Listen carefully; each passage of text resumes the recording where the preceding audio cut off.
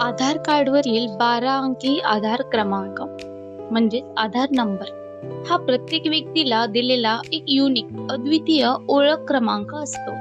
हा क्रमांक unique identification authority of India द्वारे जारी केला जातो. 12 अंकी आधार क्रमांकाचा अर्थ काय? उदाहरण, अनेकांना वाटते की या अंकामधून राज्य, जिल्हा, जन्मवर्ष किंवा इतर वैयक्तिक माहिती कळते, परंतु हे चुकीचे आहे. आधार क्रमांकातील 12 अंक पूर्णपणे यादृच्छिक रॅन्डम पद्धतीने तयार केले जातात. या क्रमांकातून खालील माहिती समजत नाही: राज्य, जिल्हा, गाव, जन्मतारीख, लिंग, धर्म, जात, मोबाईल नंबर.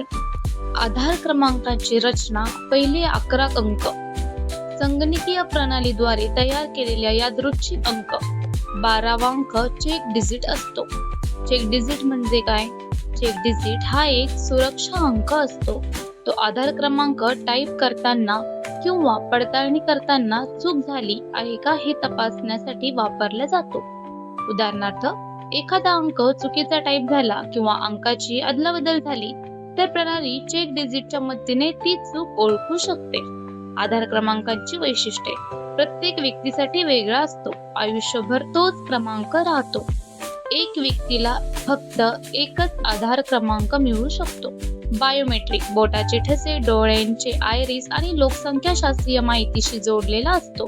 रोचक माहिती: भारतात कोणत्याही 2 व्यक्तीचा आधार क्रमांक एकसारखा असू शकत नाही. आधार क्रमांक हा फक्त ओळखीसाठी आहे, तो नागरिकत्वाचा पुरावा नाही. आधार क्रमांकातील अंक पाहून व्यक्तीची कोणती वैयक्तिक माहिती ओळखता येत नाही. थोडक्यात, आधार कार्डवरील 12 अंकी क्रमांक हा UIDAI ने तयार केलेला यादृच्छिक आणि अद्वितीय ओळख क्रमांक आहे. त्यातील अंकामधून व्यक्तीचे राज्य, जिल्हा, जन्मवर्ष, इतर